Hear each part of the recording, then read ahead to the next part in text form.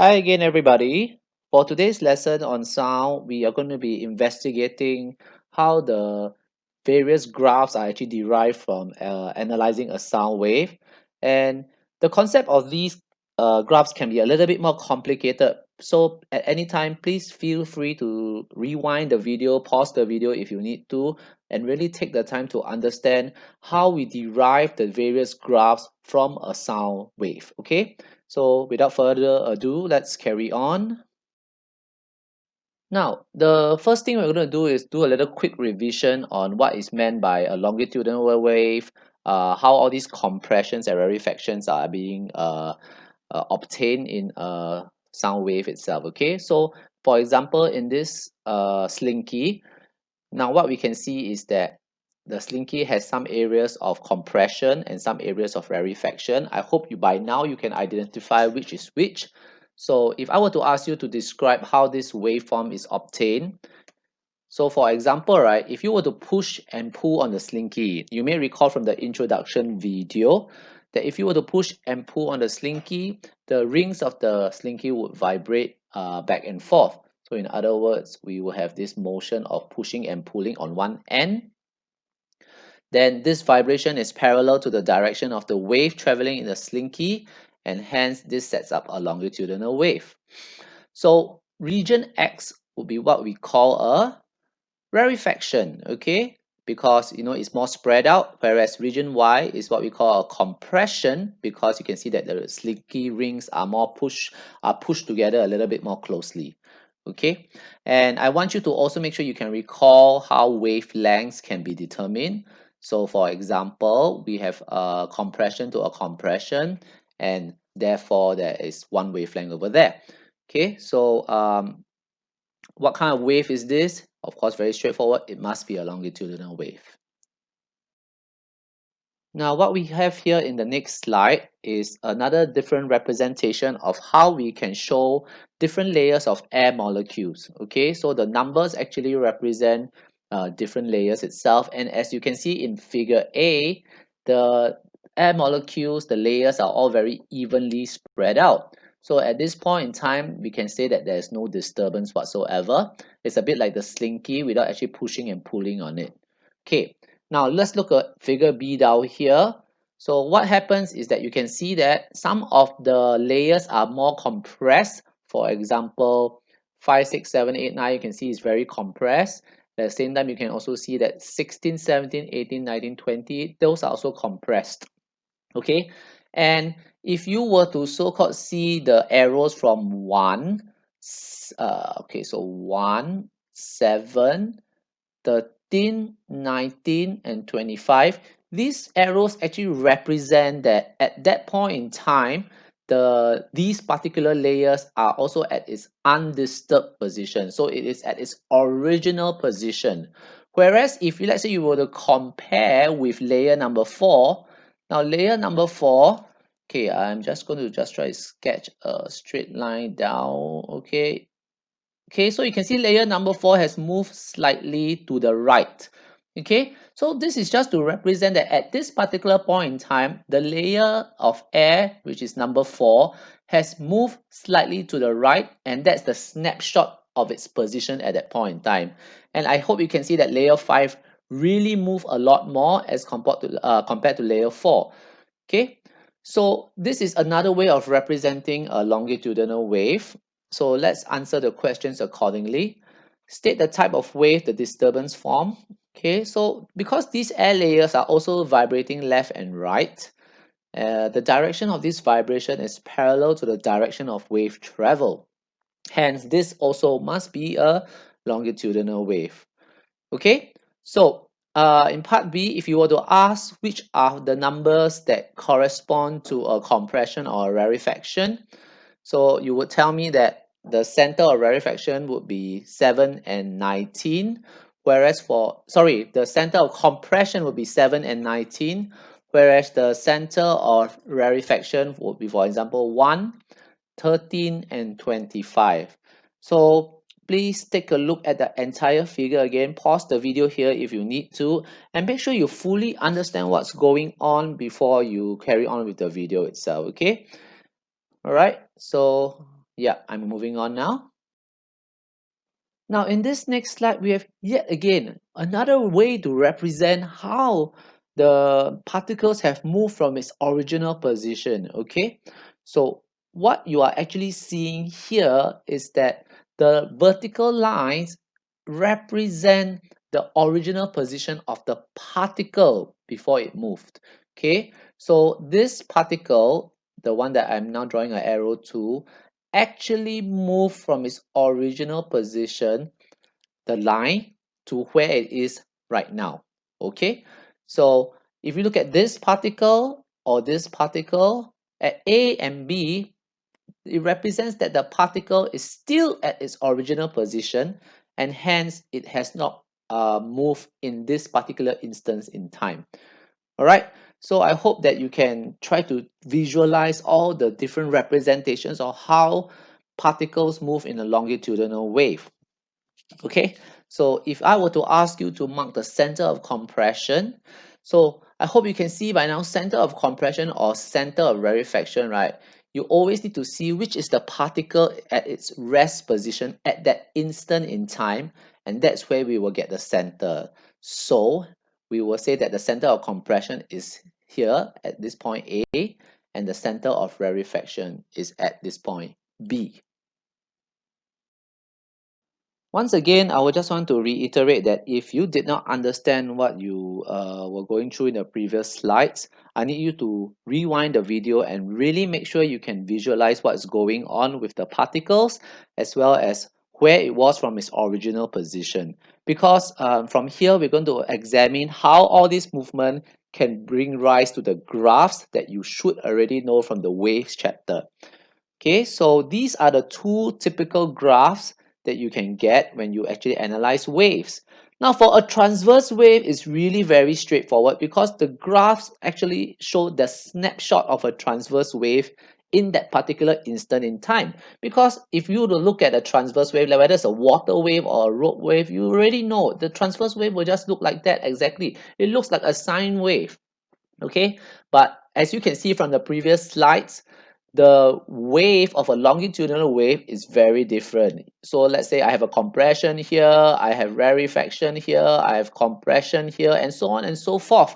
So you can see it's not as clear cut as compared to the transverse waves itself. Okay, so what I need you to first recall is there are two kind of graphs. One is a displacement position graph, and that displacement position graph will always give you information about the wavelength. It will tell you the amplitude, which I'm drawing over here now. Okay, and yeah, for the displacement time graph, what it does tell you is the period, but it can also give you the amplitude of that particular particle. One thing to take note, a displacement position graph actually is like, as I said, a snapshot of the wave itself. But a displacement time graph is only for one particle on a wave. So let's remember that displacement time graph only shows the displacement of that one particle at a particular time during the whole wave motion. All right, so this is what we call a displacement distance graph, also known as a displacement position graph. And we're going to examine how all the particles in a longitudinal wave translate to the displacement distance graph that you see over here. So first things first, you should take note is that all these particles at the top are the rest position of the particles. Okay, now the particles in the bottom right here, okay, represent the position of the particles at a particular instance.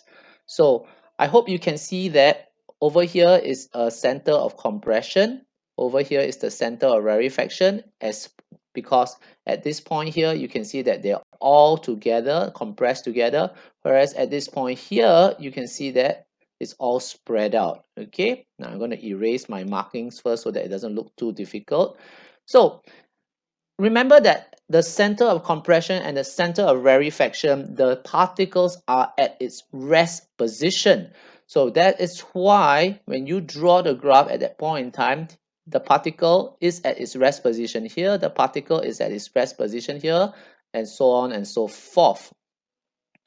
Okay, so from understanding that the particles at the center of compression and rarefaction is at its rest position, we can therefore plot, okay, with this fine X, that we know the graph behaves as such. Okay, but how do we find the actual amplitude? So for example, if you were to look at this particle, it meant that this particle moved to the left at this point in time, right? Okay, so if we were to sketch all the way down to this point, we know that we can plot a position here, because we take it that to the left is actually a negative value by default, and hence we know that this is one of the plots we can make on the graph itself. And if you were to now look at this particle, that means that this particle actually moved to the right from its original position. So drawing a straight line down again, you can see that I can make a plot right here in the positive part of the graph. And so by plotting accordingly, we can actually get the entire graph, which is how we eventually get the displacement distance graph based on what we see of the given information.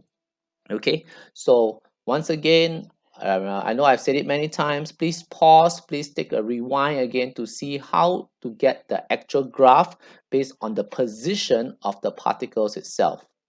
Now, one thing to take note here, you will have noticed, and I hope you can see by now, that a wavelength can be determined from the center of compression to the center of another compression, correct? Okay, let me just quickly erase all of these things so it doesn't look so messy.